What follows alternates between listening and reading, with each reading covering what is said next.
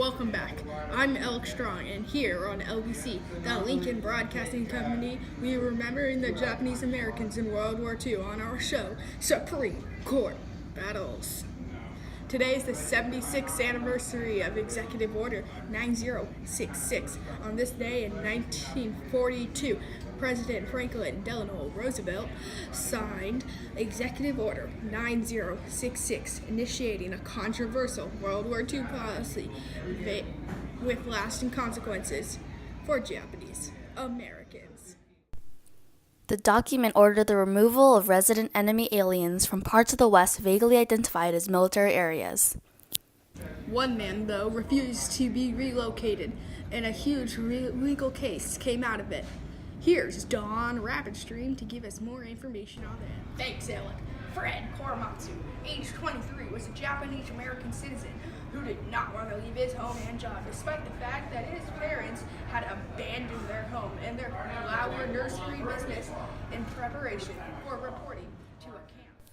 Korematsu planned to stay behind. He had plastic surgery on his eyes to alter his appearance. He changed his name to Clyde Sarah and claimed that he was of Spanish and Hawaiian descent. On May 30th, 1942, about 6 months after the Japanese attack on Pearl Harbor, the FBI raided Korematsu's home and arrested him for failure to report to a relocation center.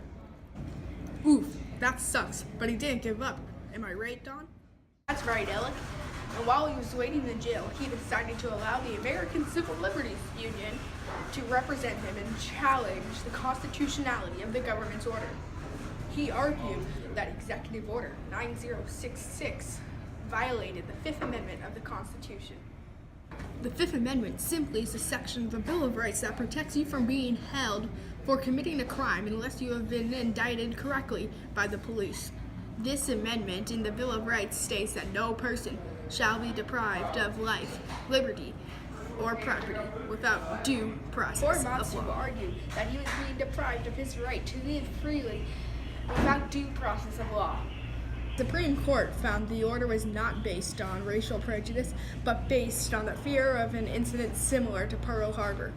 Justice Black claimed in his decision that the United States military was acting properly because the U.S.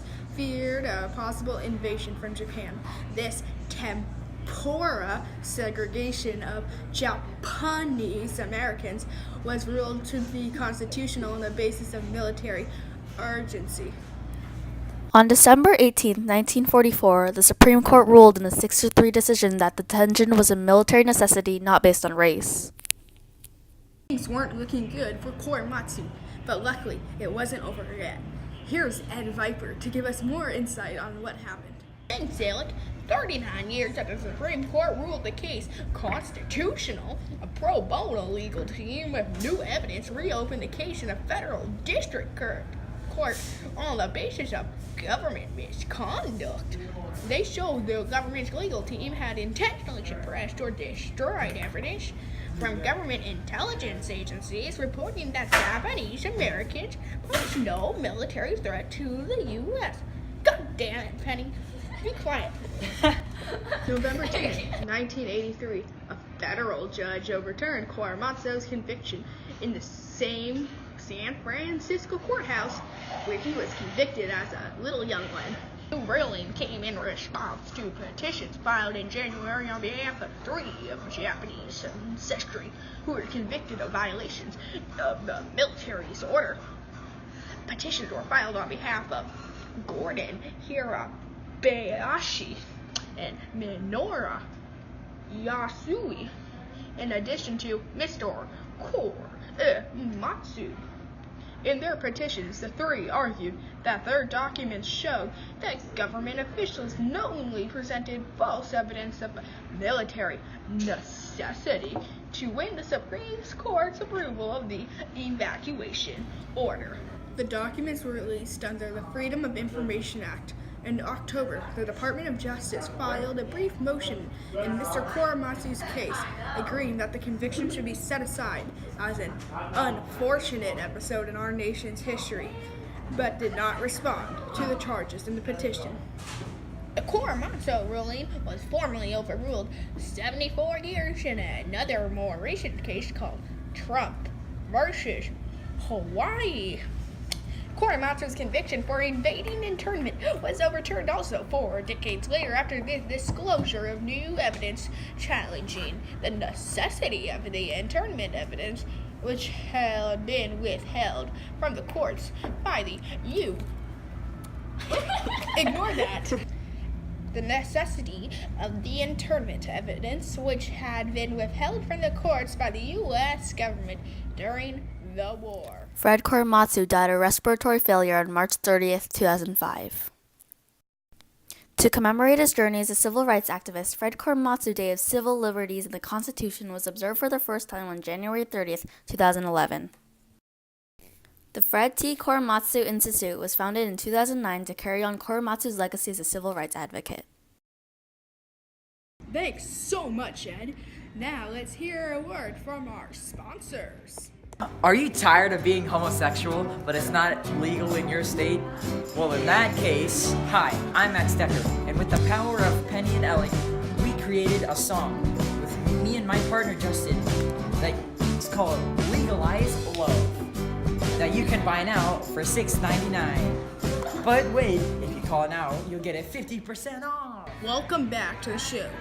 Now, there are still a lot of people who are or know someone who is affected by Executive Order 9066. Here is our special correspondent, Penny Chai, to talk about her friend's family's experience. Thanks so much, Alec. One of my best friends in the whole world is a girl named Mia Furuichi Fong. She actually goes to junior jets. I've known her and her family forever.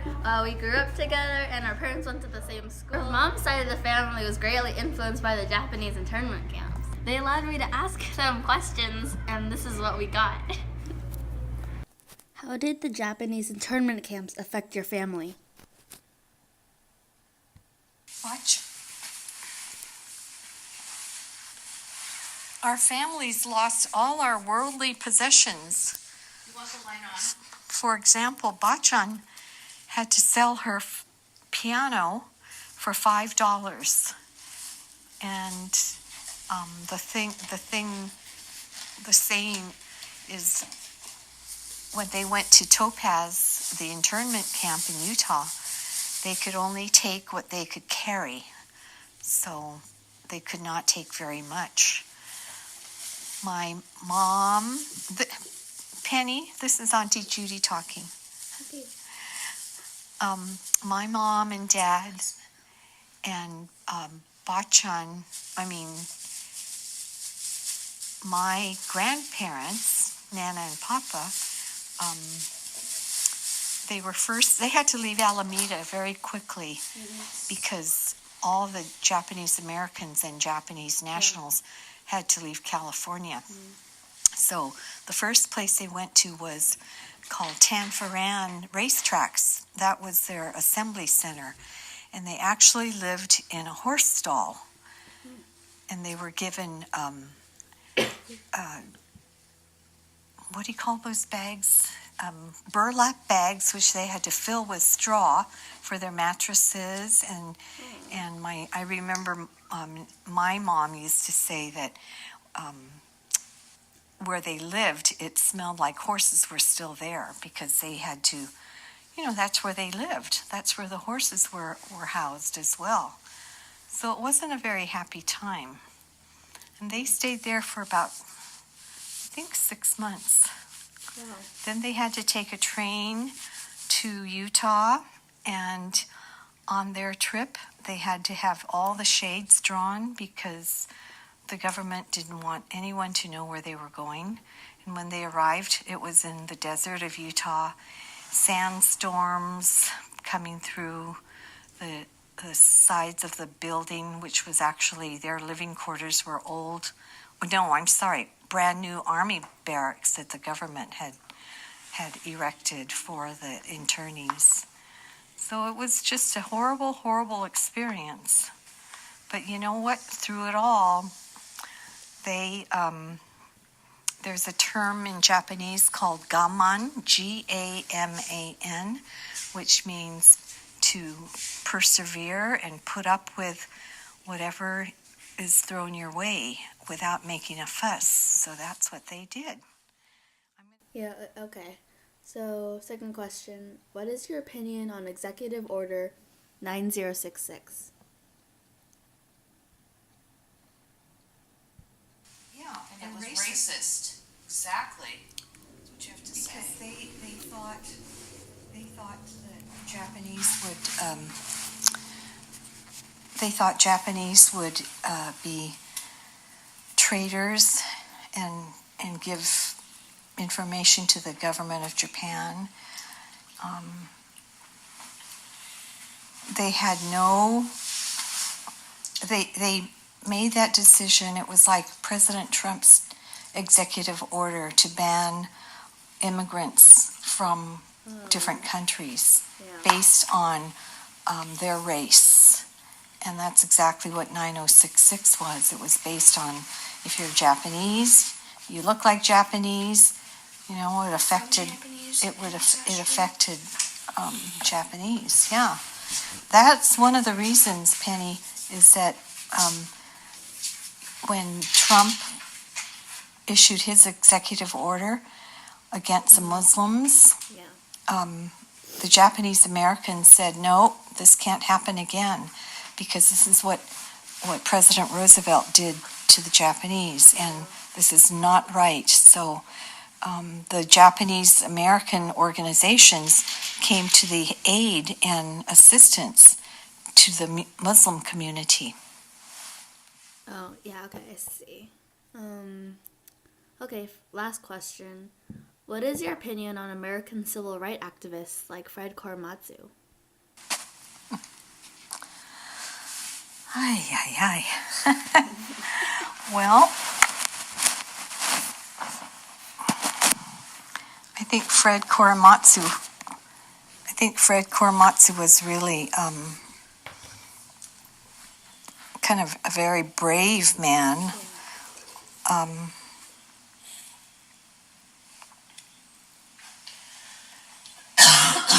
And, he's because he lost a lot of his civil liberties. Didn't he have to go to prison? Yeah. Well, Fred Korematsu, I thought he had to go to prison. Yeah, Maybe I'm wrong, but he there were three of them who did the same thing, but he was proven I guess innocent of all of the charges of being a traitor or whatever the charges were. I don't know a lot about Fred Korematsu, other than